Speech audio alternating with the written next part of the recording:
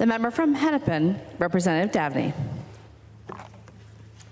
Thank you, Madam Speaker. Members, Madam Speaker, the guideline's 2 minutes for every year of service, correct? Let me first, my service here and my dog have taught me to be grateful. And so let me start with some thank yous. And then as I continue, I'll remember the folks that I forgot to thank and try to catch up at the end. Although I got most of them, I think. First to my family. My wife, Kara, my daughter, Rose, my son, Eamon. Kara did, in fact, know what she was getting into when we got married 24 years ago. We met on a political campaign. My kids, 21 and 19, have only known me serving in this House.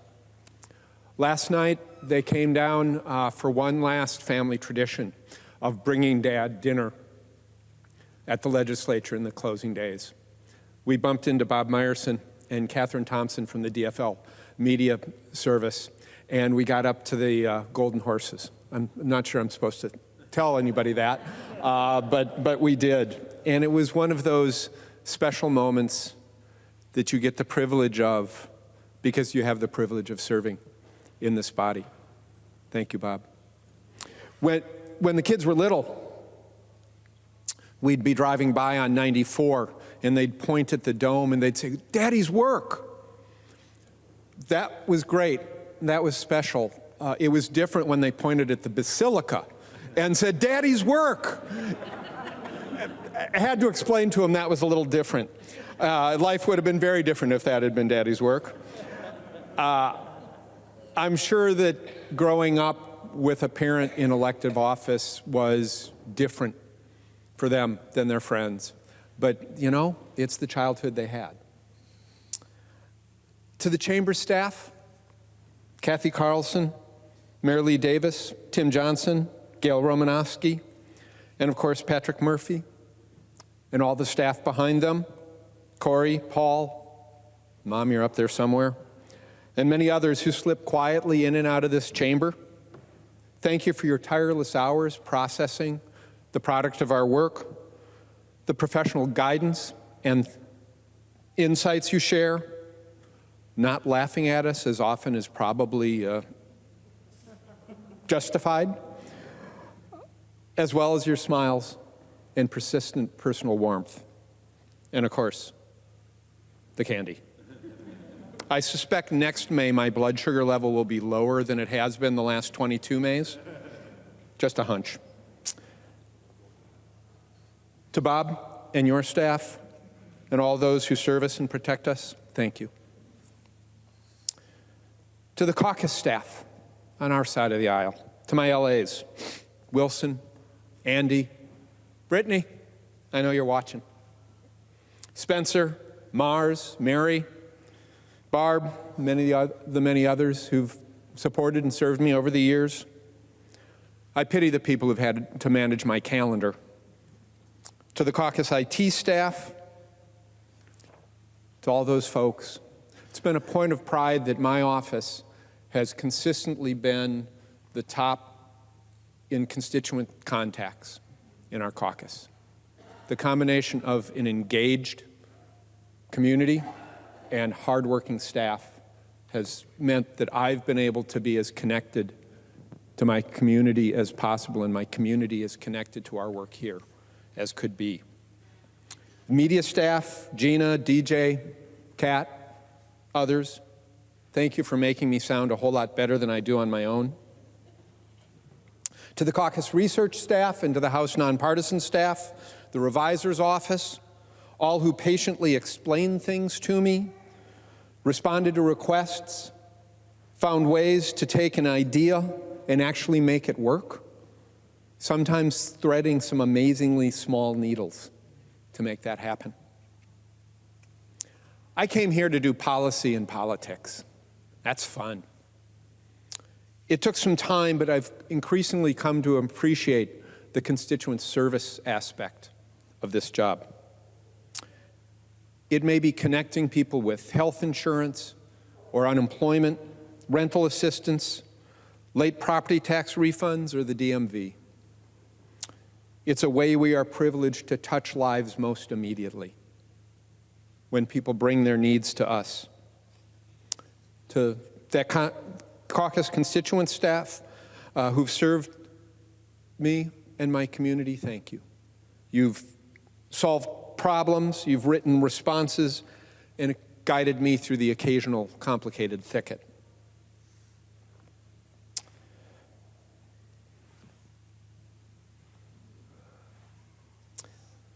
Now, try that again. Now to the education team that I've had the privilege to work with for 22 years and lead the last 4. Tim Strom, Christina Pera, Solveig Beckel, Anna Mack, Annie Mack, Lisa Larson, for those of you who remember, Emily Adrians, and others on the nonpartisan side. On the partisan side, the amazing team of Sarah Burt, Mars Rudquist, Cindy Spreck.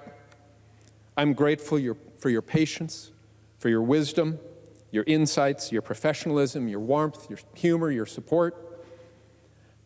I can't imagine these last 4 years without all of you.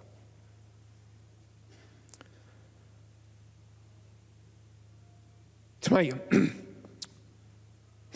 my community of South Minneapolis, I'm awed and humbled by the trust and confidence you have placed in me the last 22 years. To come here every day, knowing that my community has my back, as I have tried to have yours, that their convictions are my convictions, and the faith that they've had that I will represent them here fully and with my best efforts has meant everything. We've all been through difficult times the last few years. I'm going to say that my community is one who's been through particularly difficult times. Those last weeks of May and June of 2020 were a time when every system that communities rely on had failed us, been damaged, or destroyed. Nothing in my training, in the conferences I've attended here, in my time here, prepared me to be in that moment with my community. My community stepped forward and self-organized. We met in parks, and I reached out. And I didn't know what to say. I didn't know what to do. But they looked for leadership. And after all, they had elected me to a position of leadership. And they handed me the bullhorn in that park. And for a guy who generally talks too much, as I'm demonstrating, I didn't know what to say. But in that moment, it came to me. And I think it summed up all the years of service here. I looked at my community and simply said, I work for you. And from that flowed the work of those days and the years since. I love this state. That's why I first ran for office. It's in my bones. It's the way I was raised. And I hope in my time here, I've moved towards the goal of a Minnesota where everyone can thrive. I've had the privilege of focusing my work where my heart is, on the children and families of this state. And I hope that I've left it a little better and that their lives have been enhanced by the work I've been able to do. Minnesotans are amazing people. And we're not the state we were 50 or 75 years ago, where the key diversity was Norwegians or Swedes or Germans. We're better off for this. And most importantly, perhaps we're better off as a state as this body becomes more like the Minnesota of today. I'm told that Minnesota means where the waters reflect the sky in Dakota. It's good that the Minnesota House is increasingly better reflecting the people of Minnesota. One of the things that I've treasured about this work is the opportunity it's provided me to gain insight into other communities, communities that are not my own, communities that are not my background. I think particularly of a few opportunities that this guy who's very in touch with his inner Norwegian has had the opportunity to learn and see. I think of the community Iftar that Chair Noor organized in his Cedar Riverside community. Or the time that Chair Becker Finn took us wild ricing up on the Leech Lake Nation. She did organize it on Take Your Child Ricing Day, so I was never quite sure what that meant. But I'd been taught not to stand up in a canoe, and they had me stand up in a canoe. If you ever need the best wild rice in the world, connect with Representative Becker Finn. And the graciousness that Chair Lee and his extended family showed us, allowing us to attend his father's funeral and experience faith traditions and practices that were their tradition. It's good to expand our worlds as leaders in our increasingly diverse communities. May we learn from each other, respect the inherent dignity and worth of every Minnesotan, and lead with all of them in mind. To my colleagues, both sides of the aisle, thank you.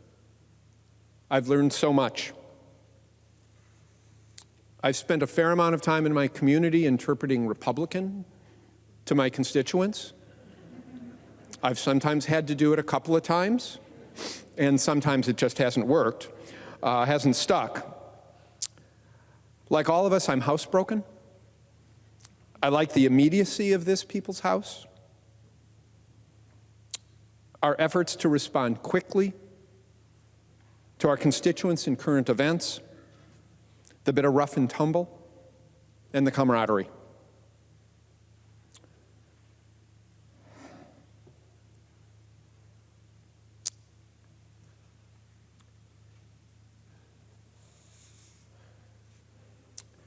To my Minneapolis delegation peeps, our community has shown these past few years that we are resilient and strong. And as a delegation, I'm glad that that time has drawn us closer and more cohesive. I'm going to miss that. A special thank you to my delegation friends. Members, each year I've had a practice of taking a little time, usually with a cup of coffee, sitting in the alcove and taking in this amazing place, the debate going on at the time, the murmur from the gallery and the folks out front, and just being grateful for the privilege of being able to walk in those big doors, serve my community, and serve this state. I commend that practice to all of you. Members, Madam Speaker, thank you.